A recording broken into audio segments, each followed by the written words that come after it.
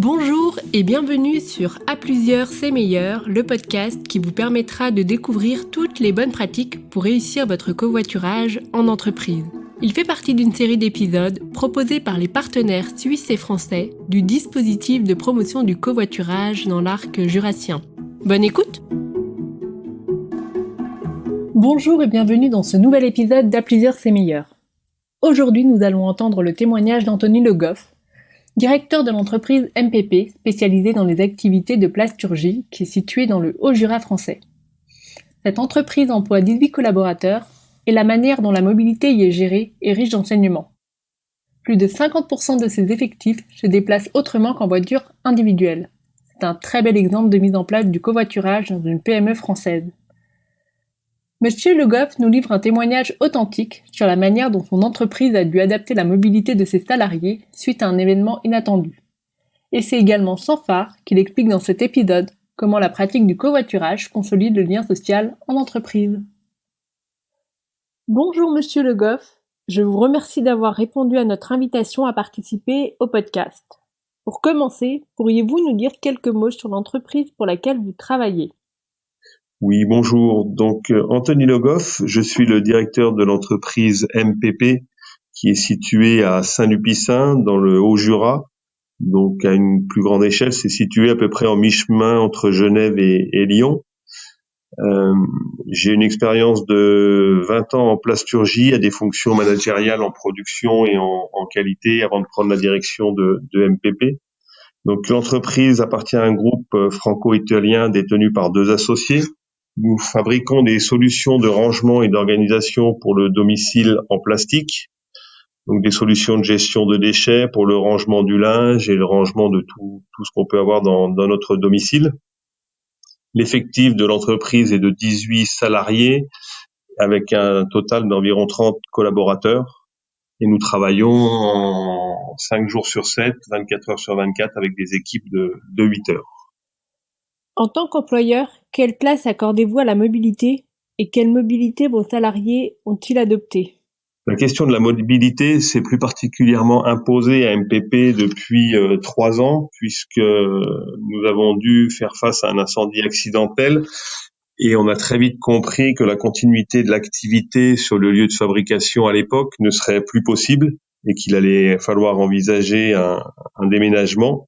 Donc, cette question de la mobilité est devenue alors prégnante et il a fallu que nous imaginions avec nos salariés des solutions qui nous permettraient de conserver le maximum d'effectifs et de compétences, puisque dans notre secteur d'activité de transformation de matières plastiques, les compétences sont très spécifiques et assez rares sur le marché du travail. Donc, il fallait absolument, pour la continuité de l'entreprise, que nous parvenions à conserver le maximum de compétences en interne. Cette question de mobilité, elle se pose aujourd'hui sur notre site d'une autre façon, c'est-à-dire qu'aujourd'hui on est en recherche de collaborateurs et on se rend compte que malgré la situation du marché du travail en ce moment, il est compliqué de trouver des collaborateurs pour les embaucher. Et nous, on s'est rendu compte qu'en fait, la proximité peut être un facteur d'attraction pour l'entreprise et la population locale est en fait intéressée pour travailler proche de chez elle en adoptant des solutions de mobilité plus éco-responsables comme le vélo. Et aujourd'hui, on a axé une partie de notre politique de recrutement sur la proximité pour essayer de capter les gens qui sont intéressés par ce mode de mobilité. Votre entreprise mise donc sur la mobilité de proximité avec notamment l'usage du vélo. Quelle place votre entreprise accorde au covoiturage et est-ce que vos salariés ont adopté cette mobilité ? Oui, donc le covoiturage, en fait, dès que le nouveau site de production a été identifié et qu'on a connu la localisation du nouveau site pour l'entreprise MPP, donc un échange s'est créé avec nos salariés et la solution de covoiturage s'est imposée pour un certain nombre d'entre eux qui travaillent avec les mêmes créneaux horaires, principalement pour les gens qui travaillent en équipe. Donc aujourd'hui, on a plusieurs salariés qui covoiturent dans différentes équipes et on a donc 4 personnes qui covoiturent ensemble. Dans un premier temps, la motivation était principalement financière due à l'éloignement du nouveau site de production.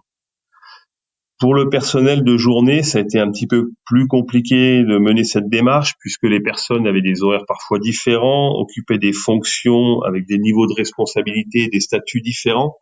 Donc il a fallu trouver une solution. Il a fallu que le personnel adapte son organisation à la solution de mobilité qui serait identifiée comme la plus pertinente. Le choix a été fait à ce moment-là de mettre à disposition du personnel de journée concerné qui l'acceptait, puisque tous n'ont pas accepté, un véhicule électrique pour covoiturer. Pour nous, il était important d'associer l'énergie utilisée durant ce covoiturage au principe de mobilité et d'éco-responsabilité. Donc aujourd'hui, MPP a mis à disposition à 3 de ses salariés une solution de covoiturage avec un véhicule électrique. Et aujourd'hui, ce dispositif est très satisfaisant, autant pour l'entreprise que pour les salariés.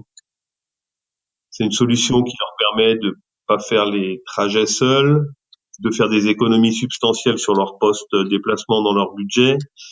Et ça a surtout permis à l'entreprise de conserver ses compétences et aux salariés de conserver leur emploi et les avantages liés à l'ancienneté qui a fait.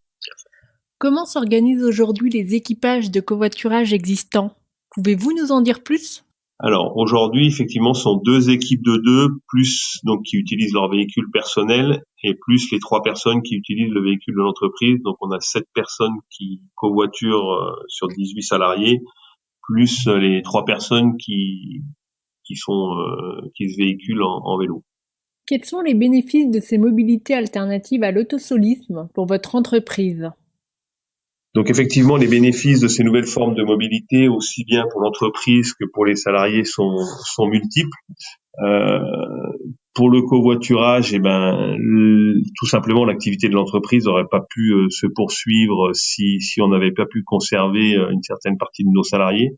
Ça n'aurait pas été possible.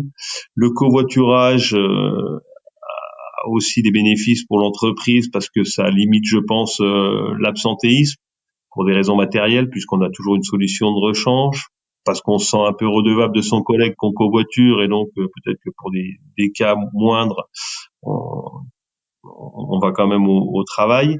Cela favorise également l'entraide au travail, car on est naturellement plus enclin à aider un collègue qu'on connaît mieux. Et le fait de covoiturer, ça favorise les échanges plus informels, et donc ça développe la proximité entre les salariés. Et puis pour les solutions de mobilité douce comme le vélo, c'est le garant d'une fidélité plus importante des salariés. Et cela, pour le management, c'est un facteur rassérénant de savoir qu'on peut compter sur le long terme sur ses salariés.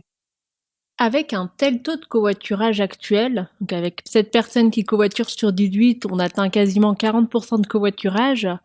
Quelle est votre marge de progression en termes de potentiel de covoiturage ? Chez MPP, le potentiel de covoiturage aujourd'hui, il est à son maximum, puisque les autres collaborateurs ont soit des horaires qui sont pas fixes du fait de leur niveau de responsabilité, et donc il est difficile d'envisager un covoiturage. Et puis il y a la répartition géographique des salariés qui fait que certains sont un peu isolés et ne peuvent pas pratiquer le covoiturage. Par contre, MPP aujourd'hui, une politique de recrutement et cherche encore 7 à 8 collaborateurs. Il est évident que nous encouragerons ce genre de pratique si on constate qu'il y a des gens géographiquement proches les uns des autres. Un grand merci à vous, Monsieur Le Goff, pour avoir partagé avec nous votre expérience sur le covoiturage. Le cas de MPP est très inspirant. Écoutez, merci beaucoup à vous. Au revoir et je vous souhaite une très belle journée. Un grand merci à Monsieur Le Goff pour avoir pris le temps de répondre à ces questions et pour avoir si clairement mis en évidence les bonnes pratiques pour réussir son covoiturage en entreprise. Nous espérons que cet épisode aura permis aux entreprises qui nous écoutent de se lancer dans l'aventure du covoiturage. Merci d'avoir écouté ce podcast jusqu'au bout. Nous espérons qu'il aura répondu à vos interrogations. Pour en savoir plus sur le projet, nous vous donnons rendez-vous sur la page LinkedIn du dispositif Covoiturage dans l'Arc jurassien et sur notre site internet www.covoiturage-arcjurassien.com. Les liens sont disponibles dans les notes du podcast. À bientôt!